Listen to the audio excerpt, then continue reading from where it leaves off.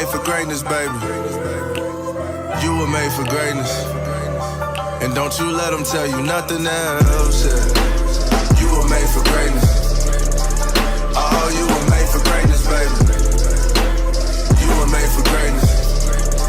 And don't you let them tell you nothing else. Hello, once again, this is Antoine Rogers with another episode of Out and Up, where we encourage young athletes to achieve their very best outside of the game. Blessed to have some awesome guests on with us. And like always, I'm going to let them introduce themselves. It's Mia. Pauldo. And we're twin backcourt. And I'm DJ Pauldo, better known as the dad of TBC nowadays.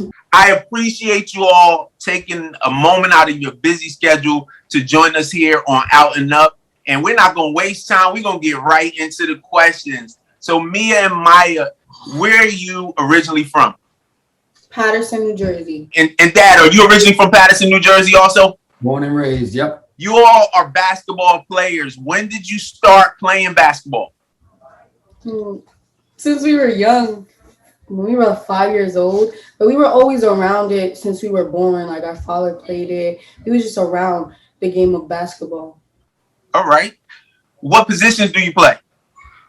Combo guard. Point guard. Combo guard as well. Have you played any other sports? Yes. Played softball. Yeah. We did dance, Gymnastics, ballet, modeling, jazz. acting. We did all. We did it all. Everything. So you all have been busy for quite some time, I see. Yes. So what team do you currently play for? New Jersey Sparks. All right. And you're in what grade currently? Ninth grade. What school do you play for? Morris Catholic. Morris Catholic. North of New Jersey. Northern New Jersey, right. All right. What are some things that you look at when you look at your game as basketball players? Some young people, as they come up, they kind of get comfortable with being able to do this well or do that well. What are some things you are always doing to improve your games? Shooting, Ball handling, working with our IQ, while working with our ball handling, like passing. When we get in each other rebounds, we pass the ball without looking, using our peripheral. And there's many other things, but that's behind the scenes. Would it be safe to say that you have aspirations and goals to play professionally one day? Yes. What is it that inspired you to start playing? Really our father, seeing him play. Yeah, and our big brother played. Dejan Pauldo. He's now currently in college playing for St. Elizabeth. Okay. All our whole life, like we said, our whole life, we watched basketball. We didn't see our father play, but we saw him coach, and we just fell in love with it. Yeah, we saw our brother's experience playing in high school. He was like, "Oh, that's cool. We would love to have that experience as well," and it just seemed fun. So You saw me playing on video. Oh yeah, dunking and all of that. Cool. So we'll transition to Mr. Pauldo. When did sports start for you? Sports actually started for me with Taekwondo. Actually, I was probably when I was six years old. I was 8-time state and national champion in that until I was 15, and then just basketball took over. But it was baseball, basketball. Played football as well. In high school, I played baseball and basketball. I was all county, baseball, basketball, state, both. It was for me, it was just fun, playing sports in Paterson. Paterson was very, very competitive, to say the least. So, I think that prepared me to play at a very high level early in life. That's good. Playing in Paterson, what schools did you play high school sports in for? Well, I started off at Don Bosco Tech, which no longer exists. Don Bosco Tech, and that's when baseball was really my big thing. And when Jimmy Salmon got the head coaching job at Paterson Catholic, I transferred there with a bunch of young guys that were there as freshmen, and we kind of like changed the game around from there, changed, everything. That's history from there. After your time at Patterson Catholic, you went on to play in college, correct? Yes. I played at Shaw University at CIAA. Great experience. HBCU experience was life altering, to say the least. But I wouldn't change it for the world. And I came back home. Started teaching in the district in 2000. Coaching at Patterson Catholic as well when I came back, and coached there till we shut down. Coached with the Players Basketball Club as well, one of the top AAU programs in the country, which is now we're now called the New Jersey Legacy. We branded ourselves, and now these guys come along, and now I'm embedded in the girls' game when they're 7, 8 years old. Ran SS Car. Well, first my sister began her own program, and I was helping her out when they were very young, and then SS Carson, who's one of the greatest athletes in Patterson history. East Side alum, Yes. Rutgers alum, WNBA All-Star, all of that, champion all the way. She was actually their mentor very early on, and she wanted to start a program. So, I engaged in that for about 2 or 3 years, and it was one of the most profound experiences. Now that I look back at it, actually, it's one of the most profound experiences as far as integrating myself into the female game, and it really prepared me, for where I am now and where we are now, actually. So in this process, I understand we just went through this whole COVID era.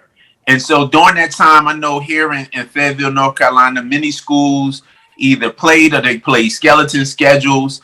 And so in that process of what your girls have been able to do on the court, how did you kind of take over things to make sure they didn't lose any ground during this period? Oh man, I tell you, it was tough. Nobody knew, what to do, which way to go with anything, but we kind of buckled down, and fortunately, before this, I started my own training business, and my backyard is a full court, so I kind of upgraded a little bit during COVID, and kind of ramped up the training, and Jersey was shut down as far as playing basketball. So at this time, there were, various states that were open, and they were, having showcases and things of that nature. So, I said, you know what, our AAU program, New Jersey Sparks, we were inactive. And so, we just took it upon ourselves to fly around the country and, showcase our talent, anywhere that, there was a reputable event going on, a showcase, we flew out there and, we did our thing, and I think that paid dividends when basketball started up, because not only was their name already out there and the eyes looking, we were in full go mode at that point. Oh, awesome. How, just listening to you, how you kind of took things into your own hand.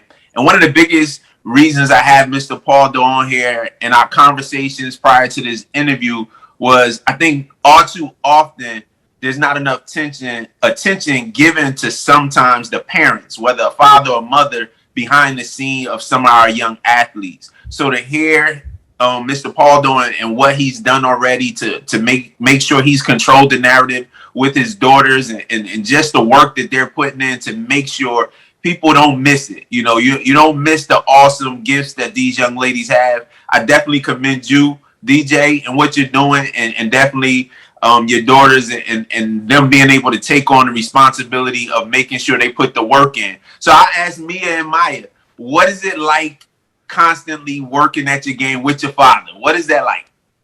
I love it.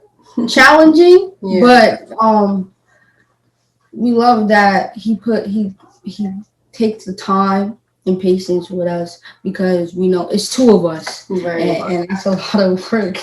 And to be able to develop our game every single day With our father. it's fun. But at the end of the day, we play, but we know when to keep it serious. Yeah. We know when to focus and lock in. That's good. So thus far, what are some of the greatest accomplishments that you all have experienced on the court? It's a lot, actually. You could just name some. Just name a few. It's been plenty.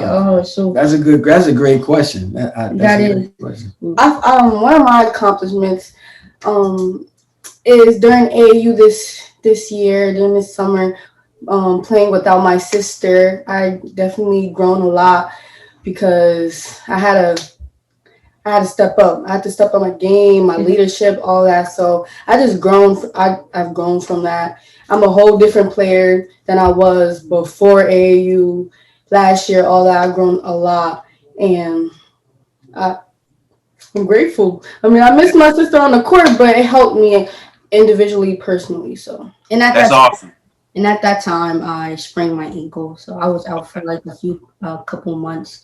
But Okay. my greatest accomplishment was probably this year. I would say. I mean, I feel like it started when when Maya was hurt 2 years ago. I got MVP at Dykeman in New York, Okay. and that kind of set the tone. That's where everybody started respecting us down in New York, and like our dad always been telling us how it's hard to get the respect from down there, uh, if you're not from New York. So Right. that really helped us as well because. That's when our name started to get out there more, and that's when this year we started traveling and we just started making a name for ourselves. hmm All right. Well, that's cool. And so I want to ask, want not ask a question, but add on to what Maya was just saying, just as far as playing without her sister while her sister was out. I think is awesome because it talks to dealing with adversity. So many young athletes they face adversity and then they just shut down. They never make it to the next level because something happens either in their neighborhood, something happens in their home, something happens as well as it can be even speaking to an injury, and then they never are the same again. So you utilize that moment of playing with your sister. Was that the first time you ever played without her? No, Okay, but the longest. right. But you utilized that and you grew from it, and so I think that's awesome that you were even an example that hey, in those adverse moments, we have to learn how to grow from those situations. So I think that's awesome. But real quick question before we kind of take a quick break, I want to ask, you're talking about your name being out there now. So I want to ask this. Have you started getting some interest, some, you know, receiving some attention from some schools already, some colleges? I know you all, and let's clear it up for those so they know what grade you're in. You said it, but I don't think people heard it clearly. You are a class of 2025. so being in the class of 2025, have you already been, and I've kind of heard through the grapevine a little bit and watching social media, have you received some interest from some schools already? Yes, we have 12 offers. From Okay, and if it's all right with that, can they kind of talk about some of those offers or the interest that they have already? You can name Yeah. Our first college D1 offer was from St. John's. We were that day. We were so excited. It was came out. It was unexpected. unexpected. Yeah. Very much unexpected. Go in order. What if you remember? Go ahead. I don't know. St. John's, Michigan State, Georgetown, Baylor, Virginia Tech, Oklahoma. Seton Hall, Ole Miss, Ole Miss, Ohio State, Rutgers. Miami? Miami, University of Miami. That was our first unofficial visit. Yeah, that was our first. Yeah, we visited there. And that's cool. I know I've seen them, so I've seen the places that you receive offers from. I just think it's awesome because it speaks to two things. It speaks to the hard work that you all are putting in, as well as behind the scenes, the work that dad has done with really working with you all and training you all. So as always, those listening or watching to Out and Up, we're going to take a quick break. But when we get finished with this break, we'll be right back to finish asking Mia, Maya, and the father, Mr. DJ, a few more questions. We'll be right back.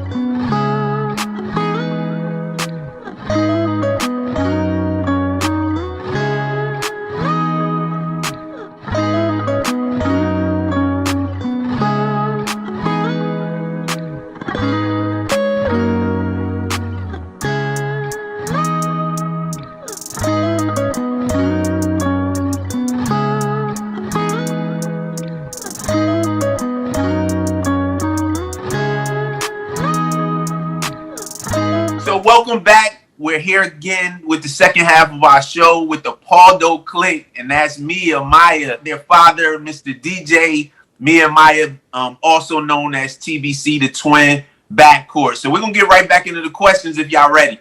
Yes, we were. Okay. So we touched on real quick as we were ending the first half of the show, just some of the attention that they're getting already. So being in the class of 2025, young ladies, I will ask you, how do you stay grounded? So many young athletes let those things go to their head and then they lose focus. How do you stay grounded?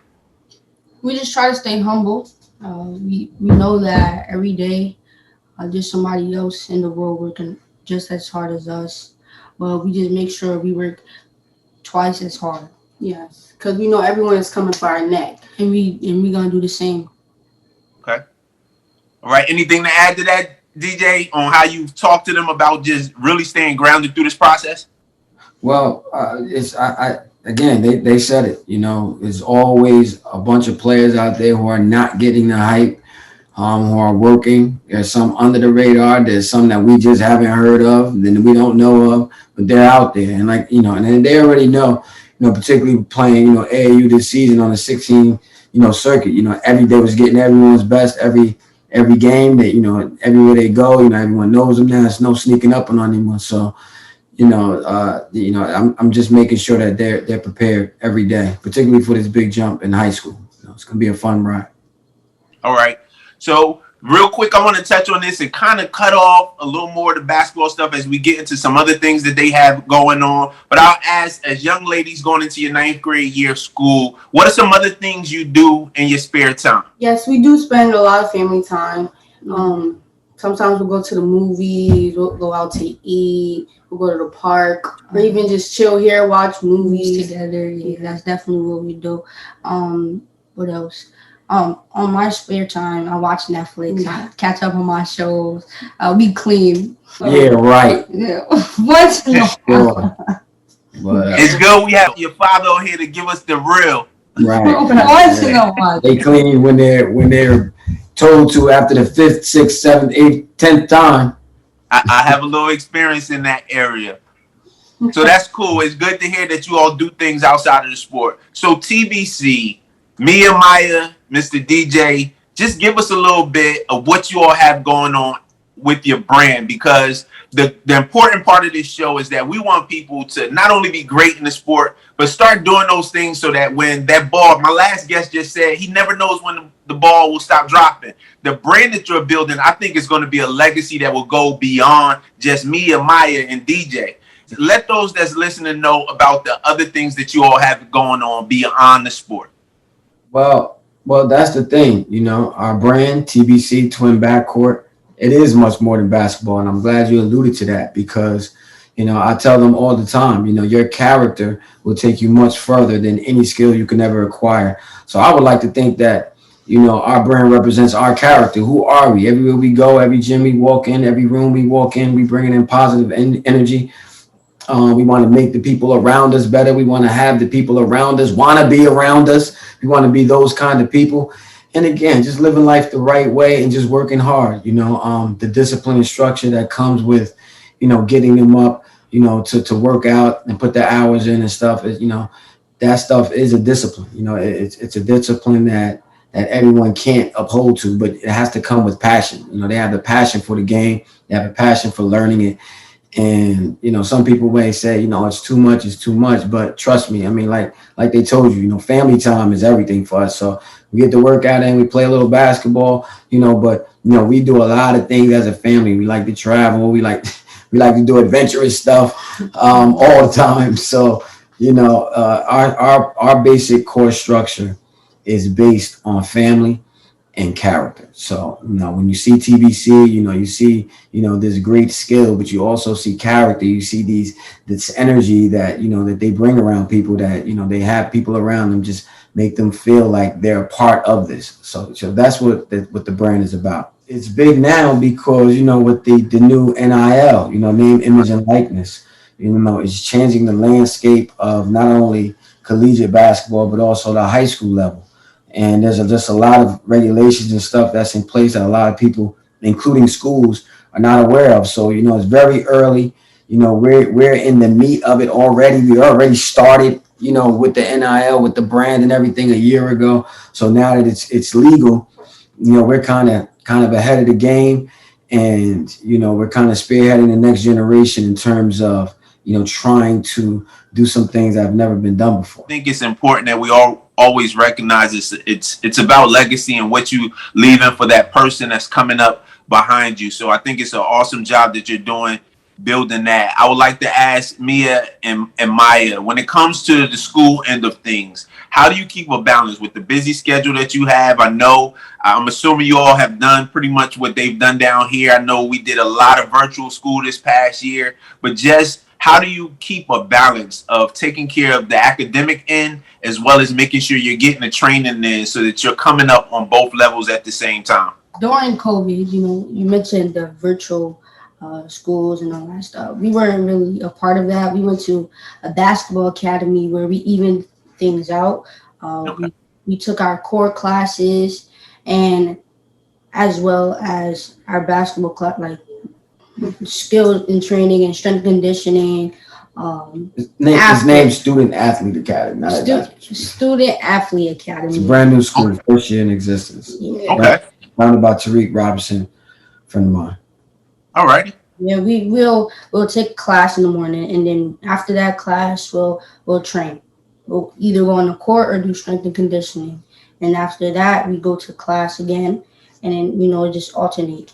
We also did speed and agility, and then on Wednesdays we'll have yoga recovery, and 5 days we'll have competitive days where we'll compete. Do one-on-ones, competitive shooting. Yeah, all of that stuff. So, but that prepared us for like high school and stuff to even things out.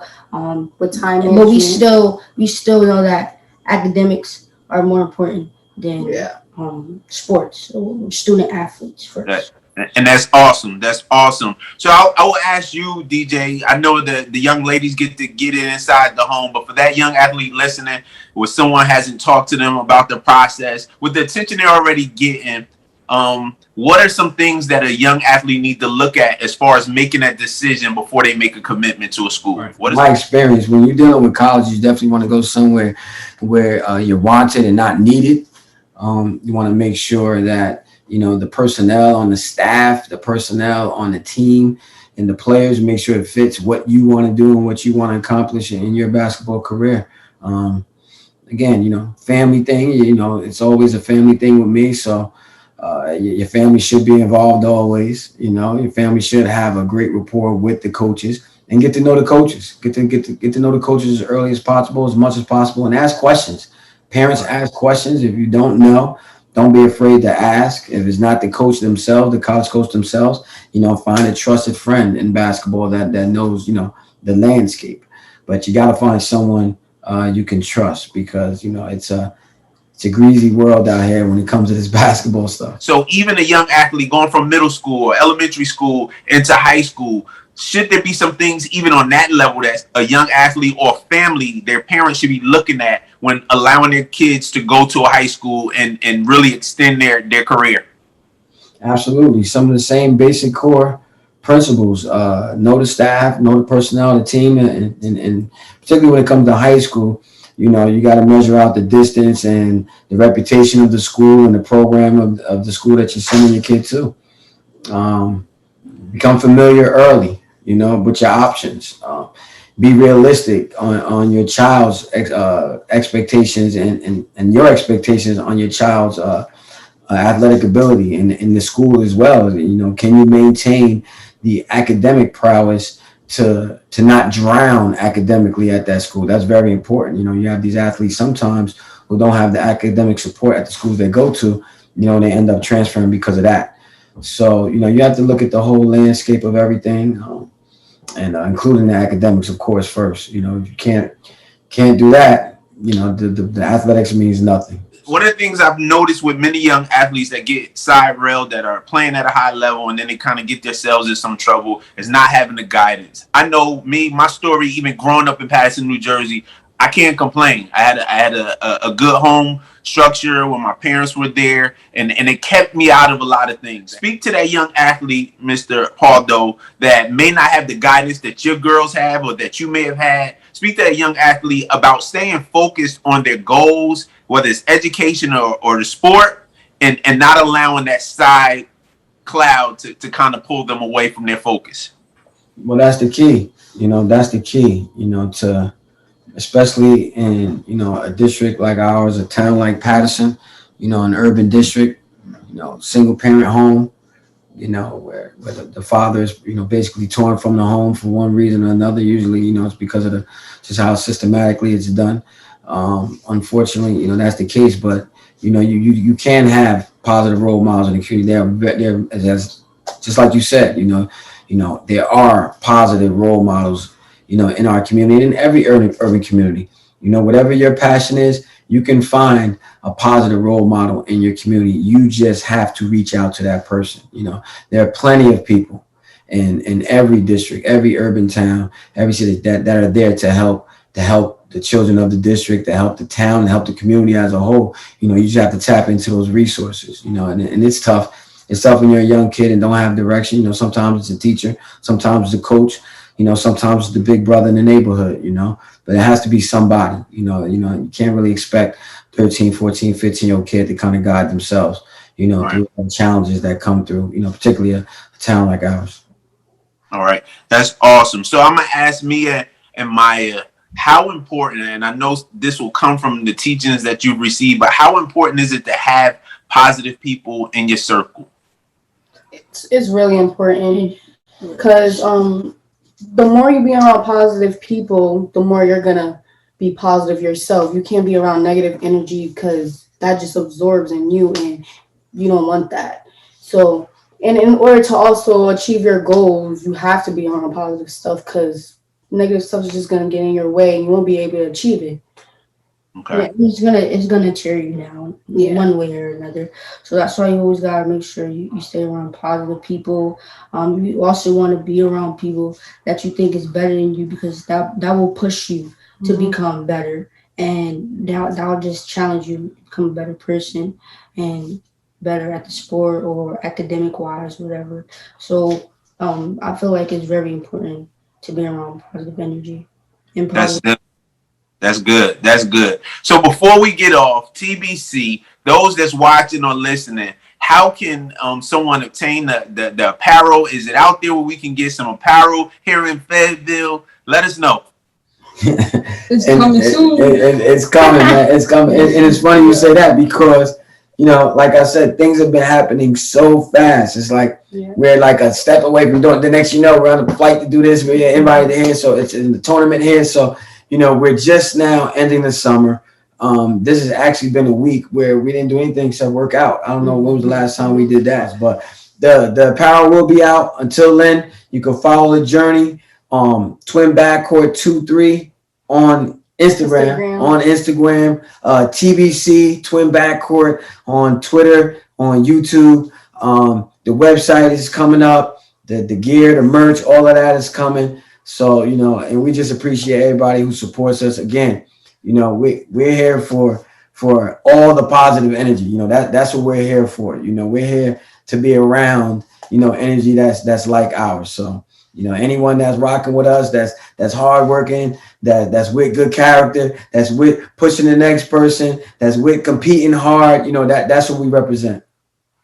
Cool. So I say to you young ladies, as we're closing, for that young listener, that person that's in elementary school looking up to you today, give them a quick nugget on how they can get themselves to a position to be at least at the level that you're on today. But if they're encouraged to go to the highest level possible, give them from your experience thus far, what are some things they can do to really work hard and make sure they put themselves in that position? Train your body and your mind. Eat good. Eat early. I was gonna say, train your body and mind early because once you do it later, it'll be late. Like it'll be too late, and you just gotta adjust early. Really, just work out. You can even work on your ball handling and do some push-ups. You know? But most of all, eat good. Because also eating all that junk food ain't gonna do good for you. That's just gonna weigh your body down. You don't want that. You gotta stay in shape. That's definitely number one key. Cause you could be the greatest player of all time. If you're not in shape, that's gonna go away. Yeah. Fatigue, conditioning. Yeah. Also, have confidence as well. You have to have confidence in this, because if you don't, you really won't be able to do anything because you don't have confidence in yourself. So supreme confidence.